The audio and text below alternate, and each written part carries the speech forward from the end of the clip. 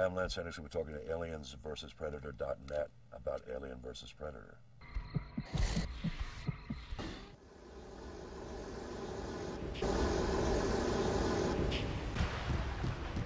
I'm just so happy that I had a shot at doing all of these. You never know this is where it's going to go or anything like it. So the fact that I'm still here, still involved and being part of it, I'm really grateful. It's fun. It's a lot of fun.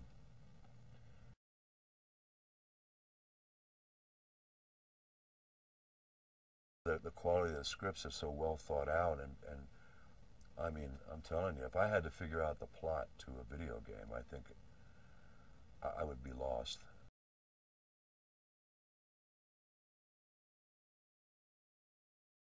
You can be a guy that just wants to shoot things, or you can be a player that is really listening, and this game is being seen and heard. You're going to really enjoy it because it's loaded with, from just what I've seen, from what I've been involved in, you're loaded with details and homages and all kinds of things. I mean, it's terrific.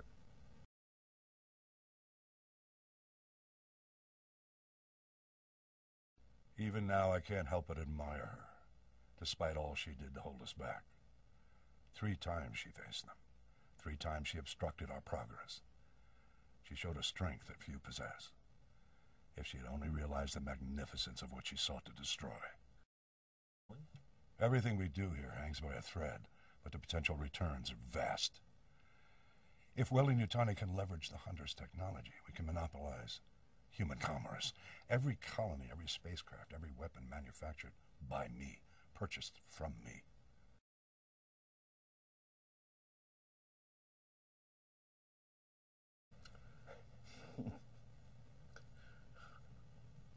That's so funny.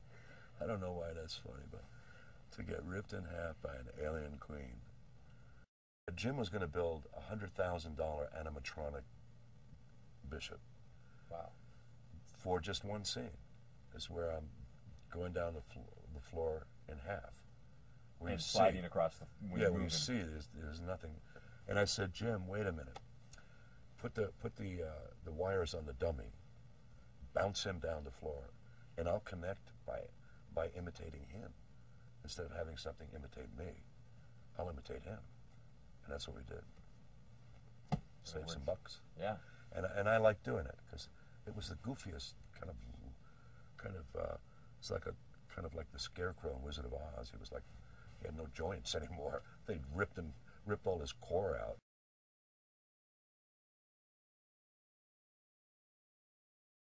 On Jim's set, it was all we went to war. I mean, there was no joking around on the set. There was joking around after work. You know, we're in London, for God's sake. We're all living in Chelsea, and they were shooting Full Metal Jacket in town at the same time, and all the characters in that movie and all of us, we kind of would meet and have a slight party that evening, and it was a great time. It really was a great time to be had.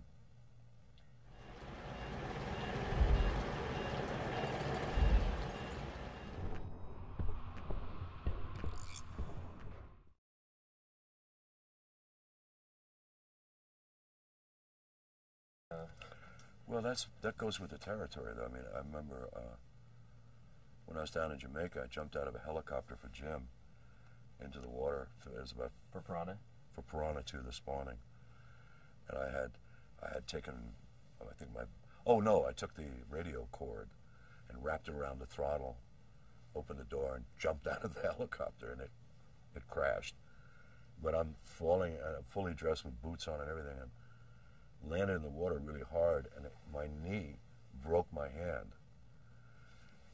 And then we went to a Jamaican hospital, and outside the hospital there was chickens pecking on dirty, bloody bandages in the yard.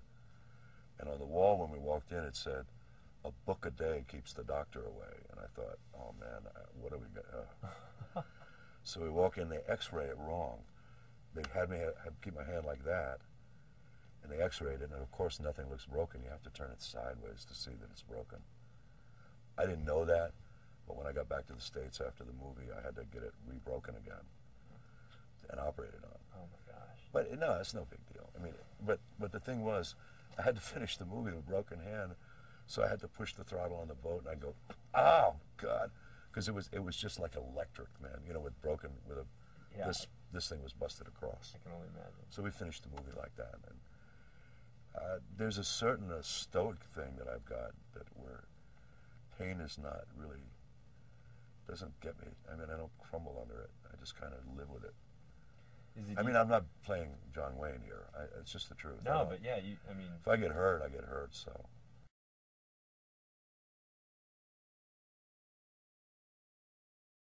Fire is so primeval. I mean, it's just so, it makes its demand on you, man. They put that, rubber cement all over me and set it on fire. And the last thing the guy said before he lit it off, he said, don't breathe in the fire, whatever you do. If you go forward, the flames will go that way. If you go backwards, the flames will go this way. And that's all I had to know. I was fine. And I did it once, and John said, we need to do it again. And I said, okay.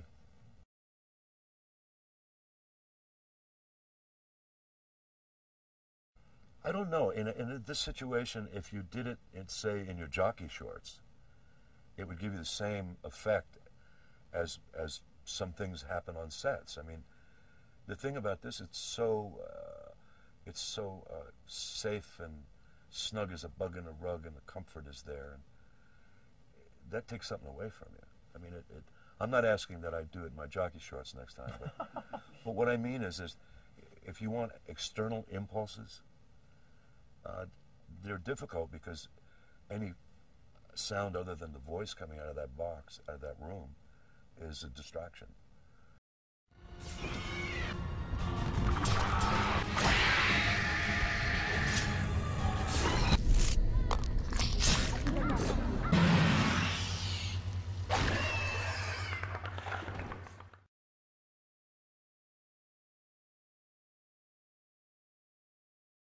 So in other words, he would be sitting alone and talking to a recording device. Yeah, somewhere. like a dictaphone, or these days an iPod. Automatic deal. Like dirty secrets, really, about certain things that the player shouldn't know, but obviously encounters by discovery, really. Because there's a lot of chance that the player might not find these diaries, but if they explore enough, they'll find these things that Wayland has probably left behind. I remember all those centuries ago, a tiny jumping spider, smaller than a lentil. It turned and watched me. I wondered, what's going on through your tiny mind? With some dread, I suspect that xenomorphs ask themselves the same questions about us. A guy talking about a long, long time ago, I sat and watched a spider, and he was looking at me, and I wondered what he was thinking. I mean, to have that in the game, I mean, it's poetic. I mean, it's philosophical. It's everything. It's everything rolled in it. Am I the spider? Am I the brilliant mind, or is the spider got a brilliant mind? How the hell are we going to know? How do you reach across that gulf? All those little synapses fire when you get a line like that. It's loaded. It's loaded. And this game has some of that in it. And I think Close it. Keep moving. There's an elevator out at the... Shit, they just keep coming. Come on. Get out of there. Hurry.